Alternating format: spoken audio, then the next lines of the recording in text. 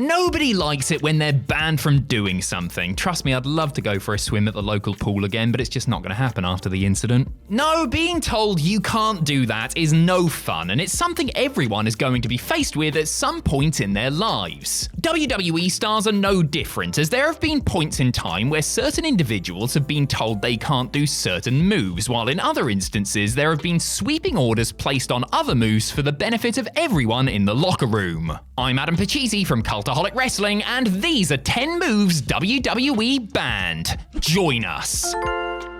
Number 10, Piledrivers. Piledrivers are simple moves in theory, but the margin for error is so slim that something that should be easy to execute can have catastrophic consequences if it's done incorrectly. One need only look back at SummerSlam 1997, where Owen Hart, reputedly one of the best workers in the world at the time, dropped Steve Austin on his head with a sit-out version of the Tombstone Piledriver. Stone Cold was seriously injured due to the mishap and only narrowly avoided paralysis, though he couldn't avoid the neck fusion surgery he would have to undergo a couple of years later. It was incidents such as this one, plus a bunch of other superstars going under the knife for fusion surgery, that convinced WWE to ban the Piledriver and its various variations, save for a few wrestlers such as The Undertaker, Kane and Shawn Michaels, that Vince McMahon trusted to do the move safely every time. Ken Kennedy has since spoken about the telling off he received from McMahon when Taker directed him to perform a Piledriver on him during one of their bouts, while CM Punk had his then boss ready to blow a gasket after he busted one out on John Cena during their classic on the February 25th, 2013 edition of Monday Night Raw. Number 9, German Suplexes. Similar to the Piledriver, WWE opted to eliminate German suplexes as well as other tricky variations like the overhead belly-to-belly at some point in the early 2000s. The reasons were again related to members of the roster going down with major neck injuries, along with one or two ugly landings that were considered close calls. As with the Piledriver, however, there were exceptions when it came to a few who were still permitted to do them. Because suplex experts like Kurt Angle, Chris Benoit and Brock Lesnar were given the green light to keep suplexing as they wished. McMahon knew that the trio was safe with how they landed people and trusted them not to injure anyone with an errant throw. The Olympic hero has noted that he was personally very grateful for being an exception, since suplexes amounted to a high percentage of his offensive arsenal. In recent years, Mick Foley of all people has advocated for toning down the use of German suplexes, if not outright banning them, claiming that they shorten careers and ruin quality of life for people who consistently take them. Number 8, the Shooting Star Press and 450 Splash. There were several scary situations when it came to WWE stars performing the Shooting Star Press and 450 Splash in the early to mid-2000s. Brock Lesnar famously poleaxed himself and was lucky to walk away after coming up short in the WrestleMania 19 main event, while Chavo Guerrero was knocked out for several minutes when Billy Kidman's knee struck him in the temple during a match on the August 26, 2004 edition of SmackDown. WWE didn't ban the SSP then, but in fact wrote the Kidman incident into a storyline. However, when Juventud Guerrera botched his 450 splash on Paul London on the July 14, 2005 episode of SmackDown, McMahon said enough is enough, damn it, and outlawed not only the 450 but the Shooting Star as well. Ironically, despite having his face caved in, London actually pleaded with his boss in an attempt to get him to change his mind, since he had performed both moves seamlessly in the past. McMahon was unmoved, however, and not only kept the ban in place, but actually punished London for daring to argue with him by having Paul drop the Cruiserweight title to Nunzio on Velocity. It was only several years later that WWE okayed the likes of Evan Bourne and Justin Gabriel to bring the moves out of the mothballs. Number 7, chops. No, seriously. While knife-edge chops certainly sting the chest of the person on the receiving end of them, nobody ever suffered a serious injury from taking one, as far as I know anyway. There was no fear of a risk to the wrestler's health when WWE decided to outlaw them sometime in the late 2000s. While a report surfaced in the summer of 2010 that WWE had banned the strikes, theorizing that WWE didn't want their fans to go woo now that Ric Flair was in TNA, it turned out that chops had been on the banned list for a while by that point.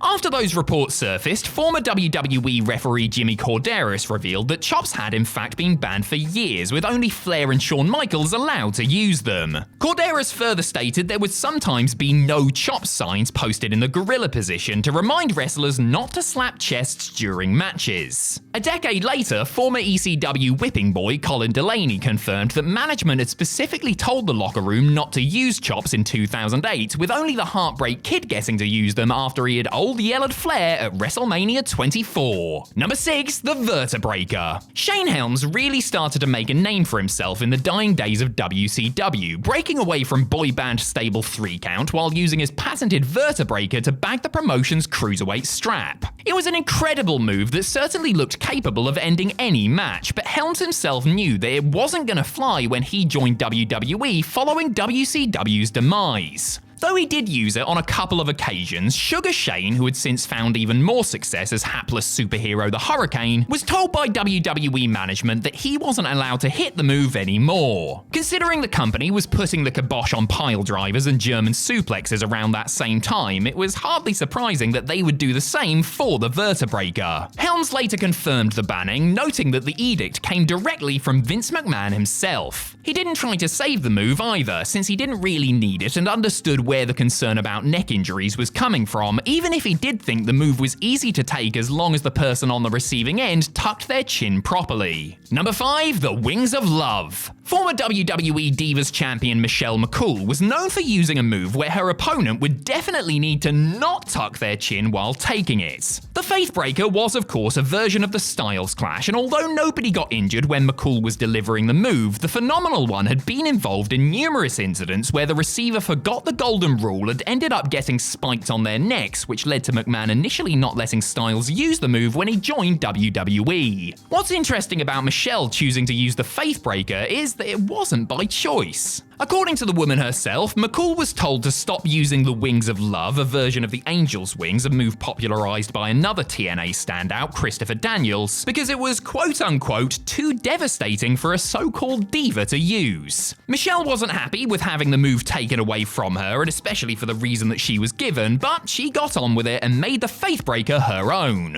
A decade later, Mandy Rose took the double underhook sit-out facebuster and used it as a finisher, dubbing it the Bed of Roses. Number 4, the Muscle Buster. Samoa Joe had a long and illustrious career on the independent scene in TNA and overseas before he made the move to WWE in 2015. During that time, the Samoan submission machine's weapon of choice was the Muscle Buster, an incredibly impactful move that was sort of like a cross between a suplex and a piledriver. Joe had delivered the move countless times in the past without issue, but everything changed when he competed against Tyson Kidd in a dark match. Joe was going over and used the Muscle Buster to win. As he was celebrating, however, it quickly became apparent that all was not well with his opponent. It turned out that Kidd had actually suffered damage to his neck and spine that would have killed a normal man. Luckily, he survived and was able to have a second career as a backstage producer, but his bumping days were well and truly over. So too were Joe's days of using the finisher, at least when he got called up from NXT to the main roster, as he began using the far safer Coquina Clutch instead. Number 3, chair shots to the head. At a certain point in time, taking a full force unprotected chair shot to the head was simply the done thing, and the wrestlers themselves saw it as something of a badge of honor. However, in a post-Benoit world where we now know a lot more about the dangers of concussions and the effects of CTE, having big muscle-bound men swinging steel at each other's noggins just isn't gonna fly, is it? Nowadays, WWE stars will only dish out chair shots to the stomach or back of their opponents. The pop might not be as big, but retaining cognitive function is certainly better than momentarily hearing the sound of cheers, isn't it? Despite being the most tenured locker room leader and Vince McMahon's son-in-law, The Undertaker and Triple H were levied with a hefty fine when they ignored the ban at WrestleMania 27. Put simply, WWE getting rid of unprotected chair shots to the head was undoubtedly the correct decision in order to safeguard the long-term health of talent. Number 2, the Curb Stomp. Seth Rollins must have thought he was onto a winner when he started using the Curb Stomp as a finishing move. After all, it was a move that was easy to execute, looked deadly, and could be hit on anyone from multiple setups, while also being easy to counter in cool ways. It checked pretty much all the boxes that a WWE finisher should, but despite using it to bag his first WWE title at WrestleMania 31, the architect was soon informed that he would have to find something different from then on. According to Rollins, Vince McMahon decided to ban the Curb Stomp because he felt it looked too violent. Now that Seth was WWE champion, he didn't want clips of him stomping people's heads into the mat to be replayed in the media for fear that children might try to copy it. Rollins didn't agree with McMahon's logic and pushed back, but the decision was final. In the aftermath, Seth started using the pedigree, which made sense since he was a heel member of the Authority under the tutelage of Triple H at the time. Sometime later, he was allowed to use the Curb Stomp once again, though its name was tweaked to simply the Stomp. Number 1, the Punt Kick. With third-generation instincts and a delivery that's smoother than silk, Randy Orton is generally considered one of the safest wrestlers on the WWE roster. You will never see the Viper do anything or take anything that he's not 100% sure about, and his repertoire is predominantly made up of moves that carry with them very little risk. But back when evil villain Orton was terrorizing the roster in the late 2000s, one move he performed carried with it significant risk. The Punt Kick saw Randy run up and, well, kick his foe hard in the side of the head while they were lying prone on their hands and knees. Now, there was a way to work it, but with the lights on bright and the cameras rolling, Orton was typically instructed to lay it in and make sure that it looked good on TV. Well, it looked a little too good when he delivered one on Vince McMahon, who suffered a concussion after Randy hoofed him full force in the dome.